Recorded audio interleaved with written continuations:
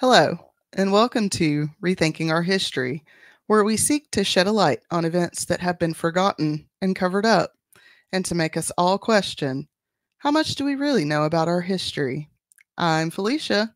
And I'm Ian, and we are here to reveal all the sordid details of history that have been swept under the rug. Get ready to get angry, be curious, and maybe have a laugh or two as we rethink our history.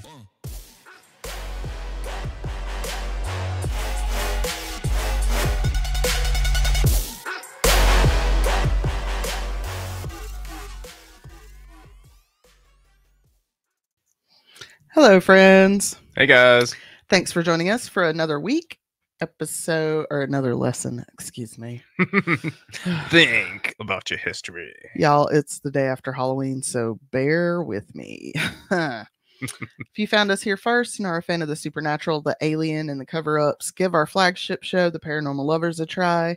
It can be found anywhere you find this podcast. If you could be so kind, please give us a follow and share on social media, Facebook, TikTok, and Instagram. You can also find videos of our shows on YouTube. For any of that, just search for The Paranormal Lovers in the search bar. If you would like to support the show, we have two ways to do so. One is our merch shop at theparanormallovers.threadless.com, where we have two designs, the proceeds of which will continuously go to hurricane recovery. We also have a Patreon where for $5 a month, less than your Starbucks, folks, less than that venti. Yeah. We also have a Patreon where for $5 a month, you get early access to unedited videos of both of our shows, as well as 2 stickers a month, one from the shop and one handmade by that guy over there, Ian. Hey. And finally, staring at your Minecraft portal. Oh, nice. And finally, if you have a topic request, a personal true crime story or paranormal story or a history story. Sorry, I said that all wrong. Finally, if you have a topic request, a personal true crime, paranormal, or history story, or just want to fight, email us at theparanormallovers@yahoo.com. Yeah. I thought you were staring at my boobs. No. It's happened before, y'all. He is my husband. All right, so this week we have another man I'm thankful for in this world. And this is literally a man who used common sense and got shit on for it. When I first heard about this, and I don't remember what podcast it was on, it was like a year or so ago. I remember them being like, yeah, so this dude was like, hey, we should wash our hands after touching dead bodies before we go deliver babies. Right. And people were like, no, why would I ever do that? Oh, God. Yeah. Because you got blood on them. Well, the person's dead. Blood's not the worst thing they could have on their hands. Right. Ignaz Semmelweis was born in Budapest, Hungary on July 1st, 1818. His parents were Josef Semmelweis and Therese Muller, who had 10 kids. We were just talking about a whole fuck ton of kids. They had 10. Both were German, though Therese was from Budapest, or from Buda, a neighborhood in Budapest, while his father was granted Hungarian citizenship in 1806. That same year, his dad would open a grocery store with a name that translates to "at the White Elephant" in American English, which I was like, that's a pretty cool name for a shop. Yeah. It was in 1818 that Josef met Therese Müller, daughter of coachmaker Philip Müller. And I'm sorry, guys, I don't speak Hungarian, so I'm sorry if I'm not pronouncing their names right. Right. Actually, I'm not sorry because I was raised in the U.S. education system, so fight with them, not me. For sure, always fight with them.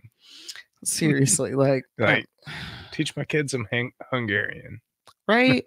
Like, the United States of America is one of the few countries in this world that is so proud of being monolinguistic.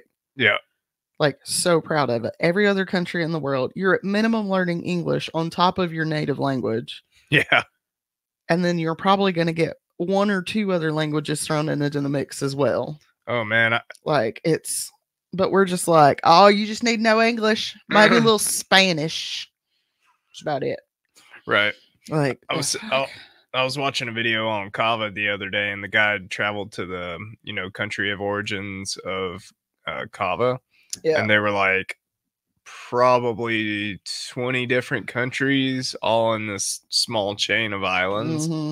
And it was in the where the crap was it, Polynesian Islands, and yeah, that area. yeah. He said that every island had their own language.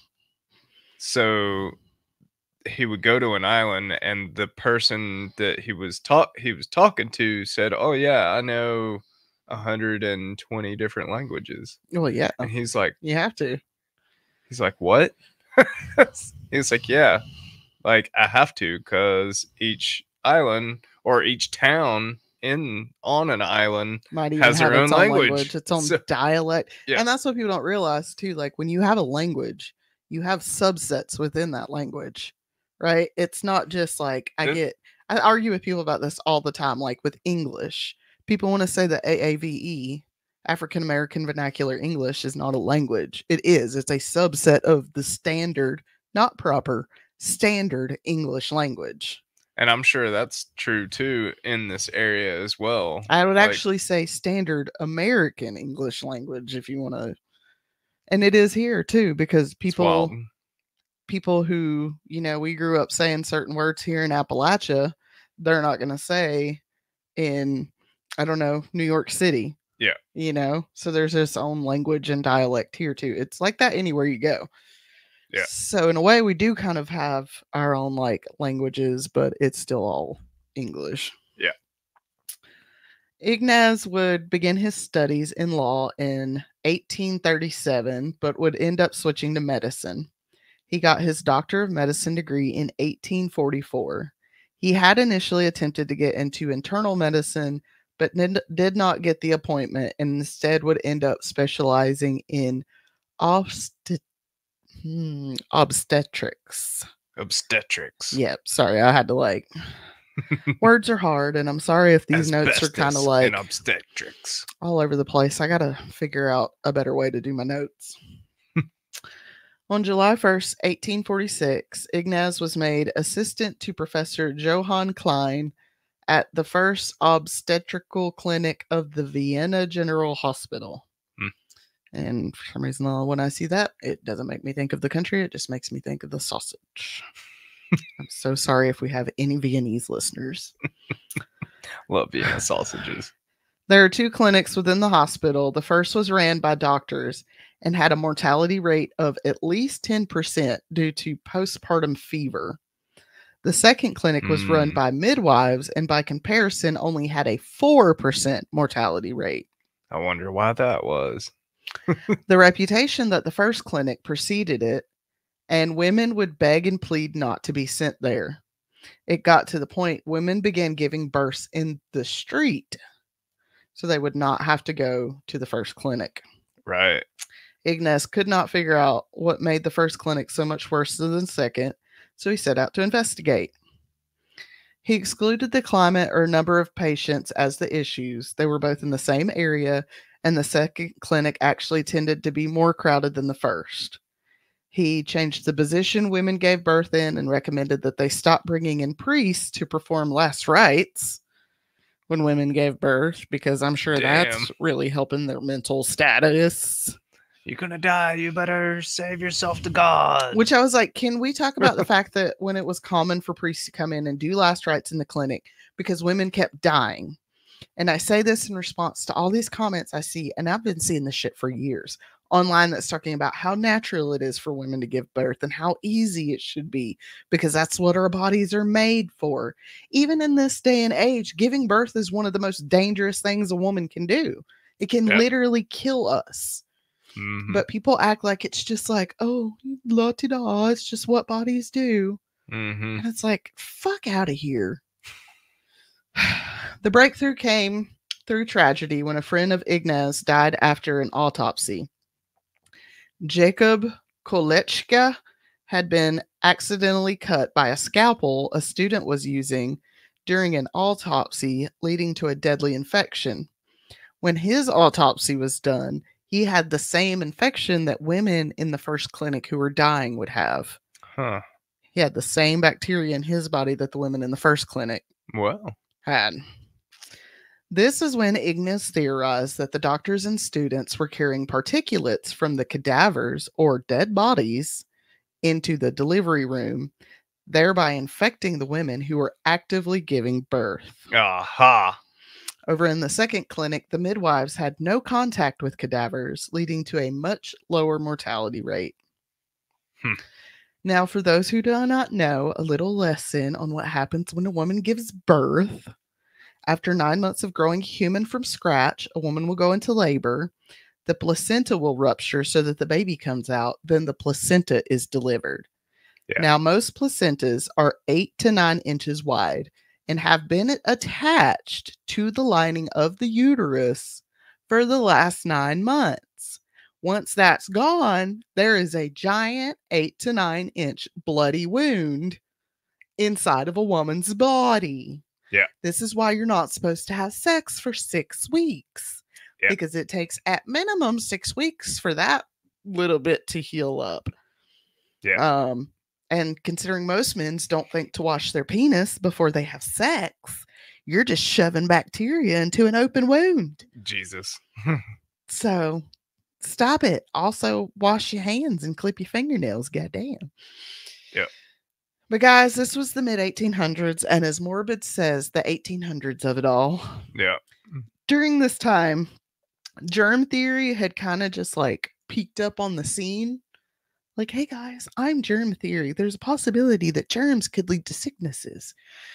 But this was the time that they were still kind of going off of the ancient Greek and Roman philosophy of the humors. Do you know of the humors? I have no clue. Okay. The humors are believed by some to be tied to the 4 elements of the world: earth, air, fire, and water. These humors are black bile, yellow bile, phlegm, and blood. These are also connected to the 4 temperaments, but that's for another day. What we need to know for this is that during this time in the scientific community, it was believed that these 4 humors are what made the body function. And if we got sick, then that means one of the humors was off whack. And they believed that when a woman got sick, it was probably one of the biles or the blood. They believed one of the humors was out of balance. So instead of being like, we should wash our hands, they were like, she just needs to puke. All right, then. So that's what Ignaz was up against in 1818. Right. Or, well, this was 1840s, I guess. He went ahead and implemented a hand washing regimen with a chlorinated lime solution in between autopsy or bodily handling and going into the delivery room. This led to the first clinic's mortality rate dropping to 1 comparable with the second clinic. From April 1847 to March 1848, the death rate dropped so much, the first clinic had their first month ever with 0 deaths. Wow. It was Ignaz who did this in 1884 by adding in the sterilization of any instruments that would also be used in the delivery room. Yeah. So, yeah, I mean, you don't really want to be like taking a bloody scalpel and cutting somebody open with a dirty, bloody scalpel. Oh, man. Or using some dirty, nasty forceps to reach in there and grab the baby's head. No. But even with this overwhelming evidence backing his theory, Ignaz was ridiculed. Due to political reasons that we'll get to in a bit, Ignaz had to leave the hospital. The medical community in Vienna turned their backs on Ignaz, and he would end up having to move out of Budapest. Wow. Man was pissed. I bet. He went on a letter writing campaign writing to other doctors in the field, angry, hate-filled letters, some even calling them murderers. Yeah. Over time, people became concerned for his mental health, and in 1885, he was committed to a quote-unquote lunatic asylum. 14 days after he was admitted, he died of septic shock in the hospital. Some people believe that he died after being severely beaten by the guards. It would not be until Louis Pasteur years later confirmed his theory that it was widely accepted within the medical community. This is thought to be caused by a phenomenon called belief perseverance. And I think if we look at the political climate of today, we can see how this still happens. For sure. Like, no Jesus. matter how many times you throw facts at a person, they refuse to release their long held beliefs and learn something new. I know it. The same happens in medicine and has for a long time. Some people believe that science is carved in stone and facts cannot be debunked even when new information is discovered. And that's not how science works. No. Science is theory and experimentation. Yeah. Okay? You have a theory and then you experiment. And then you might be like, all right, well, this works. But then maybe 10 years down the road, somebody says, well, what if we use this instead of using that for this? And it actually works better. Science is fluid. Yeah. It's fluid. It fluctuates. We learn as we go. And if you're not willing to learn, then you're doing it wrong. Then you're not growing. And I sucks for you. Yeah. I can't be stagnant. This can still be seen today in the way doctors in the medical field are stuck in their beliefs about advanced Western medicine. Many refuse to look into holistic medicine to manage and cure illnesses. One, of course, because of money, and two, because they see it as an inferior form of medicine. They believe that the way they do medicine is the best and only way to truly practice medicine, even though indigenous folks across the globe lived quite well using their long-held practices. Right. What's even more concerning, in my opinion, however, was the main reason many people refused to wash their hands. Pride. Ego. Pride. Yeah. Yeah. This was the time when doctors and surgeons were 99% white men, and this career was seen as one that a gentleman would have. Mm-hmm. How dare you suggest that my hands may be dirty? Like, motherfucker, you stuck your hands in a damn body. He's dead. It's a dead body. I seen you had it up his butt. Just because you have a lot of money doesn't mean your hands aren't covered in dead people stuff. You're trying to inspect the bile and you had it up his butt. Like, there's literally a reason why men aren't allowed, and they mostly hire women in the dead field now, because men can't be trusted. Yeah. As his contract was coming to an end at the hospital, all hell broke loose in Budapest. In March of 1848, many of Ignaz's students and some of his faculty participated in protest against the Austrian Empire, because this was when the Austrian Empire was actually in control of Hungary. Right. Just days later, more protests would lead to the Hungarian Revolution of 1848. While Ignaz had no direct link to the protest and revolution, a few of his brothers were arrested and charged due to their participation. It is believed, due to his Hungarian birth, Ignaz may have been sympathetic towards the rebellion, but it is also thought that his boss, a conservative Austrian, did not trust him due to that birth. It is thought that Johann Klein did not want Ignaz to continue being his assistant due to this and went out of his way to hire someone else as Ignaz's contract was ending. As his term ended, Ignaz petitioned the Viennese authorities to be made a docent or private lecturer. At first, he was denied due to influence from Klein, but in 1850, he was made the docent of theoretical obstetrics. Sorry, y'all, those words are hard. This felt like a slight to Ignaz, and he found himself done with dealing with the Viennese medical community. He abruptly left Vienna, going back to Pest, without so much as a letter to friends and family that he was leaving. After returning to Pest, Ignaz paid a visit to St. Roskas Hospital. There he found that once again childbed fever was rampant in the L&D department. He took the unpaid role of honorary head position in the obstetrics department. He stayed there for 6 years and once again brought their maternity maternal mortality rate down to near zero. Right. Between 1851 and 1855, only 8 women out of 933 deliveries died. Good job, dude. Yeah, so that's less than 1%. Mm-hmm.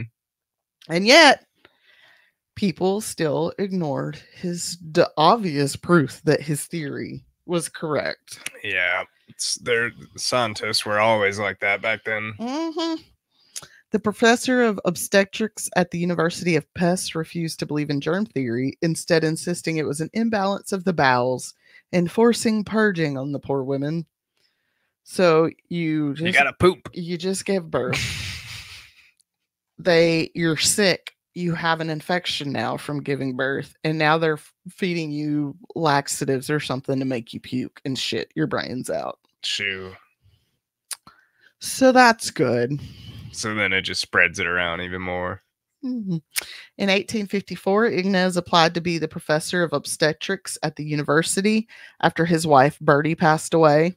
Also on the applicant list was Karl Braun, the man who Klein had hired over Ignaz in 1848. Braun would go on to get more votes, giving him the position, but that was short-lived. Although he was living in Hungary, he didn't know the language.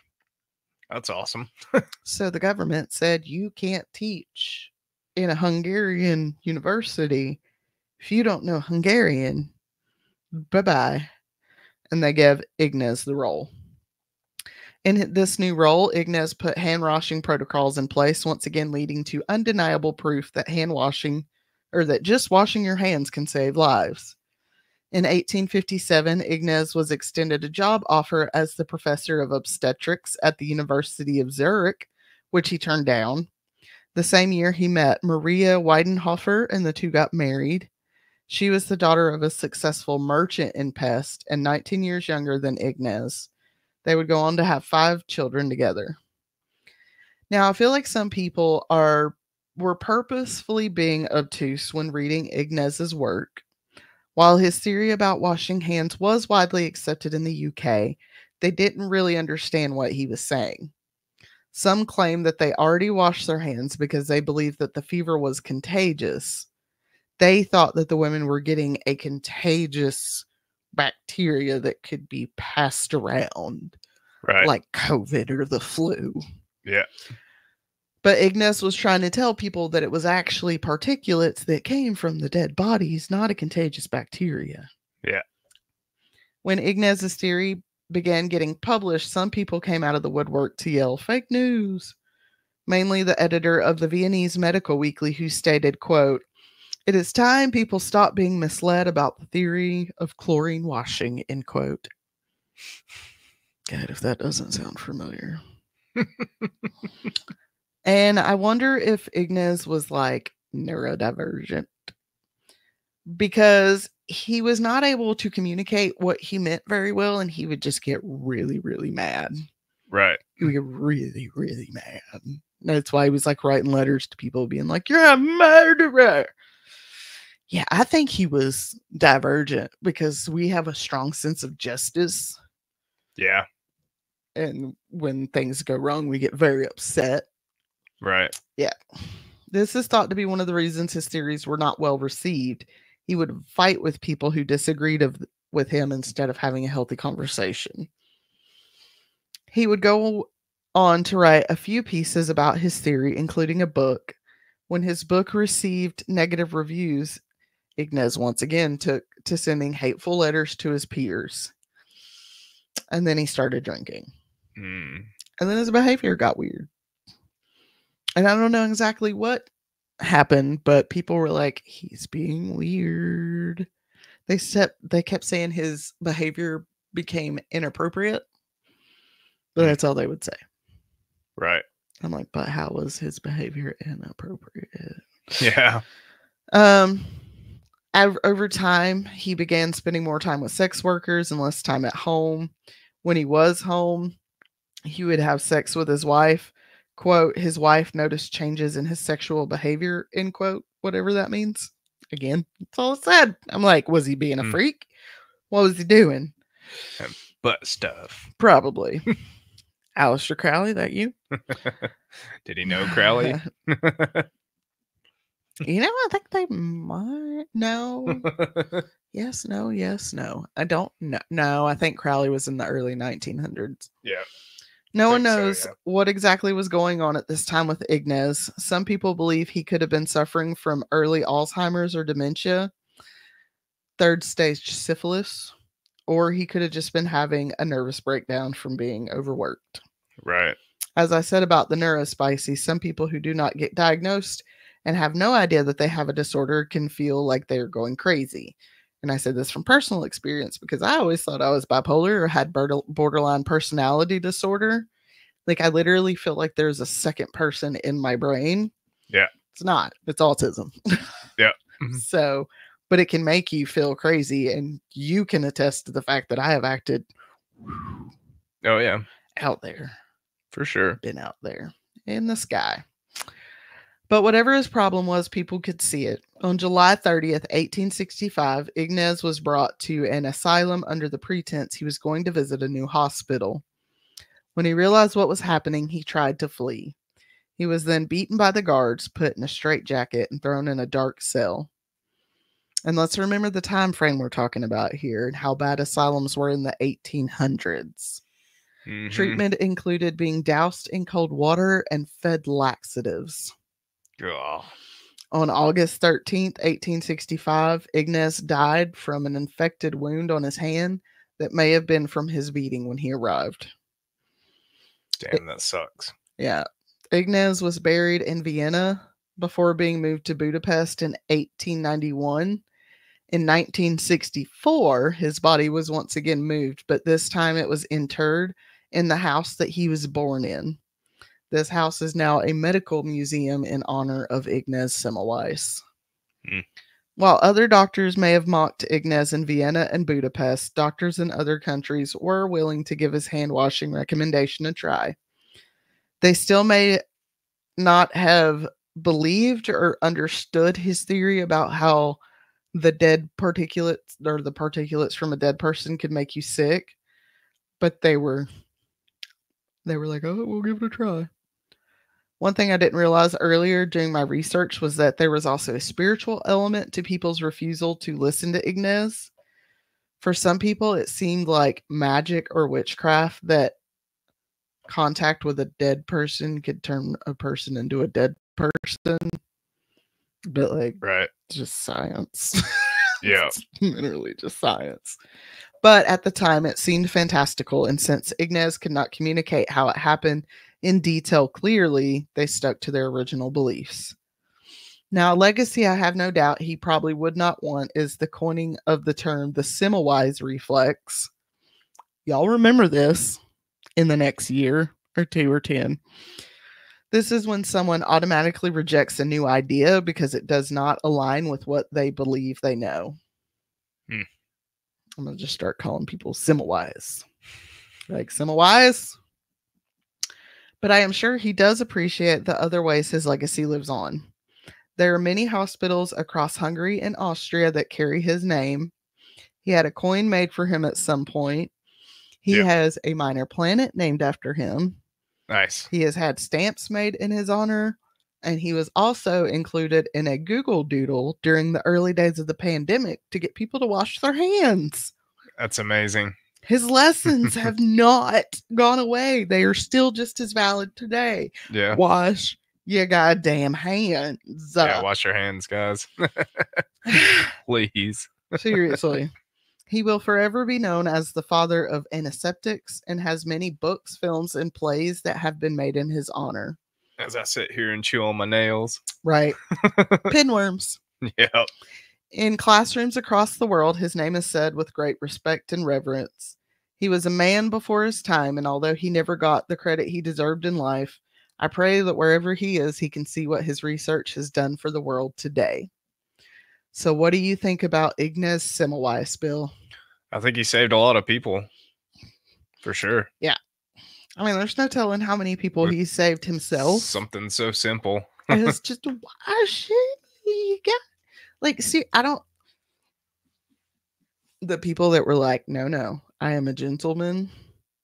my hands could never be unclean. It's like the same people during COVID. They were like, "Oh, washing your hands is gonna like keep it from spreading around." Like, yeah, it did. Imagine that. It does. Yep. Like, imagine That that. masks, like it all worked. I feel so bad for him because I cannot imagine how infuriating and frustrating and torturous, honestly, it has to be for him to be like, how can you look at all the places I've worked, the number of times I've implemented this, and tell me that it doesn't work? Yeah. Or that it's like quack science. No, it does. Like, I work at he's got to be, he had to be so frustrated. I work at a big plant, and so when somebody gets COVID now, they mask up to try to keep it from spreading, and it seems to work quite well in the plant that I work, because like, which is impressive because that they'll is not a mask up. clean place. They'll mask up for a couple of days, and then it seems to, they might give it to one more person, but they don't give it to like 10. Yeah. You know? And there's been times where that place has been like, they've had to just like shut down for a day because they just everybody's sick. Yeah, I mean, back when COVID first hit, it just ran through it would run through the whole plant. Just at least for the first 2 years, it when was one just person cycles. got it, it would be like 2 weeks, and everybody would like have it. Yeah, but, and it would go in cycles, and it was probably what 2 years that they would let you guys take time off for COVID. Yeah, which I think they still do, but they do. They're just like, all right, we'll let it, because when we had it in January. Well, when they implement that and masks, it like stops down on it. That way, everybody else can stay working. If you can give somebody 3 or 4 days off, yeah, so that their symptoms go down, and then have the mask up for like a week at work.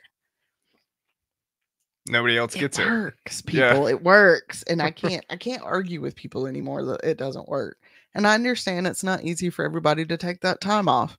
I will go to work sick because I have to work. I don't know if I'd go to work with COVID now. Probably not, because it hurts when I get COVID. I mean, if you do, just wash your hands and mask up. Like, I don't know. It's crazy. I understand that people have to work. You know? People got to work. Just wash your hands, mask up, try and stay away from people. Yep. Take you some medicine. It's just germ theory. Yeah. All right, folks. That's all for this week. Get out there tomorrow and vote. Yep. Vote, vote, vote, vote, vote, vote, vote, vote, vote. And I won't tell you who to vote for. That's your choice. But I do hope that we can all vote so that we can all keep having the right to choose to live our own lives. Yeah. That's all I'm going to say on that matter. Y'all know who I am. Y'all know who I am. So don't be surprised. But I hope you guys enjoyed that week. Leave us a comment down below. Send us an email. Follow us, like, share, all that good jazz on the Instagram and all that stuff. And we will see you guys next week. See you guys. Love you. Bye. Love you.